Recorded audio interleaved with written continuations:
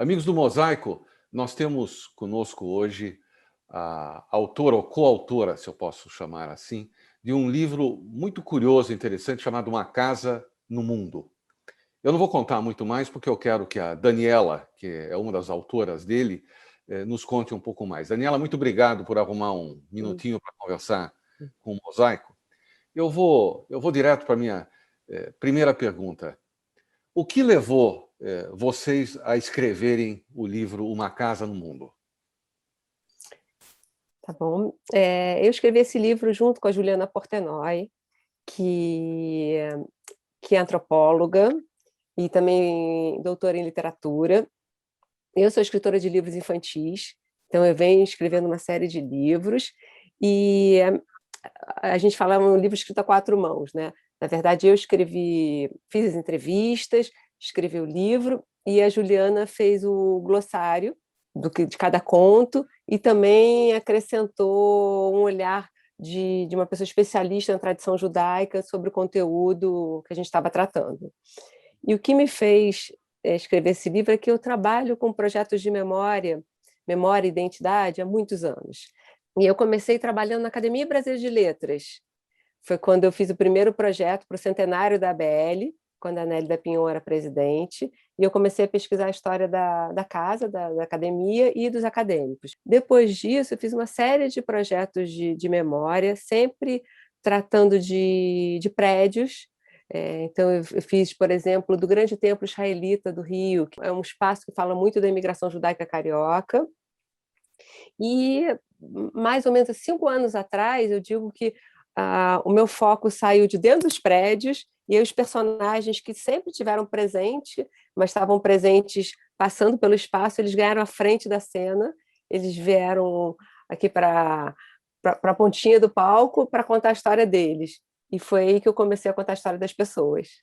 Contar histórias de imigrantes talvez não seja uma grande novidade, mas contar a história de imigrantes para um público infanto-juvenil é uma novidade? Eu acho que, ultimamente, com essa preocupação com a diversidade, algumas pessoas têm trabalhado com esse foco na literatura infanto-juvenil, sim. Eu não acho que o meu caso é o único, mas eu pensei muito em fazer um livro que fosse para todas as idades. Eu estou acostumada, como eu já disse antes, a escrever para crianças. Eu fiz um livro que se chama Bibliotecas do Mundo, que ganhou justamente o prêmio de melhor livro informativo do ano da Fundação do Livro Infanto Juvenil. Mas dessa vez eu quis contar uma história que pudesse ser lida por toda a família, pelas crianças, mas também pelos pais, pelos avós, pelos tios. Então acho que é um livro para ser lido por muita gente, não só um livro infantil. Sobre a imigração judaica no Brasil, Uhum. isso é uma novidade? Eu não sou uma especialista no tema, mas do que eu conheço, sim. Eu acho que se fala sobre isso em alguns livros, mas eu acho que especialmente um livro infantil falando Exatamente. sobre imigração, eu acho que é uma novidade, sim. Eu fiquei fascinado com a ideia do livro, porque a minha esperança é de que esse livro seja lido não só pelas crianças da comunidade, mas por crianças de fora da comunidade também. A verdade é que a nossa imigração começou, vou chutar, fim do século XIX, começo do século XX, e praticamente todos os atores desse drama não vivem mais. E gerações se passaram.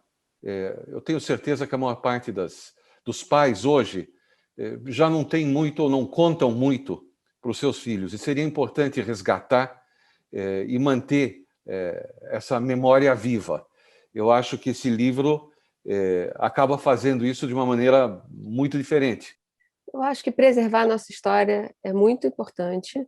A gente, inclusive, abre o livro, eu vou ler só um trechinho curtinho, que a gente abre o livro fazendo uma citação da Torá, no prefácio, e que diz assim: lembre-se do passado, daquilo que aconteceu há muitos anos. Perguntem aos seus pais o que foi que aconteceu e peçam aos mais velhos que lhe conte o que se passou. É o que diz a Torá, livro coração da tradição judaica. Então, você Então, veja, 5.000 anos depois, ou 5.700 anos depois, continua atual. Continua atual. Então, contar a nossa história, saber quem nós somos, é muito importante para saber o que a gente sempre diz, para saber para onde vamos, né?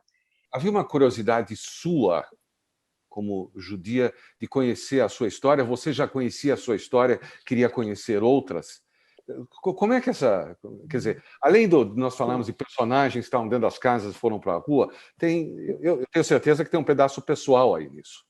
Claro, tem inclusive uma das histórias, eu me dei a liberdade de botar uma das histórias, é da minha família, do Sim. meu bisavô, que veio de Odessa, que era pianista e maestro em Odessa, e que veio para o Rio de Janeiro para tocar piano em cinema mudo, depois virou comerciante. Então, uma das histórias é da minha família. Essa parte da minha família era uma história que está muito registrada, porque a minha prima, a Roberta, é diretora do Museu Judaico de São Paulo, ela vem trabalhando com pesquisa. A minha tia, a Lena Berstein, é uma artista plástica, e ela tem uma série que chama Cartas de Odessa. Então, a minha bisavó escreveu um livro sobre a vida dela na colônia agrícola de Philipson, no Sul. Então, acho que é uma família que está preocupada com essa manutenção, com essa guarda da nossa história. Então, essa minha história eu conhecia. Não é a mesma coisa com a família do meu pai, que eu estou tentando investigar agora, porque é uma história que a gente sabe pouquíssimo, que a minha bisavó veio de Jerusalém, e a gente não sabe mais nada, tem que voltar, a gente está tentando resgatar esses vínculos, mas guardar a história das pessoas é fundamental. E o que aconteceu agora, para mim, eu tenho trabalhado muito, como eu te falei, com pesquisa de memória, vou ser coordenadora do Programa Educativo do Museu Judaico de São Paulo, que a gente começa agora em setembro. Então, para mim, trabalhar com memória é uma coisa que faz parte do meu currículo, e trabalhar com a memória judaica também.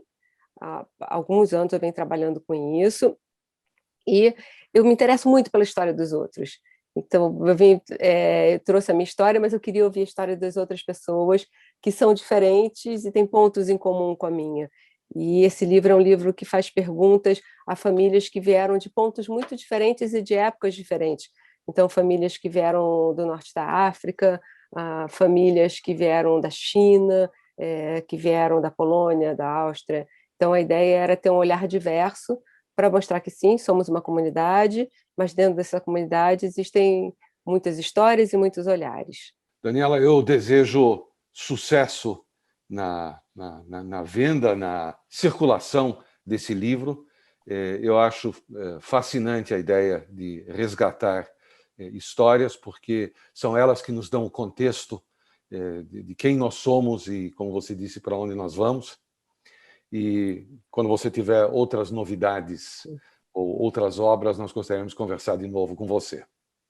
Tá bom? Eu vou só estar onde a gente está começando a fazer um projeto para o Instituto Klein, e agora é sobre migração judaica para São Paulo. De início vai ser uma série animada, e em breve a gente vai estar junto com a equipe, com os diretores, com toda a equipe de pesquisadores do Museu Judaico de São Paulo. Então vamos estar aqui com mais novidades em breve.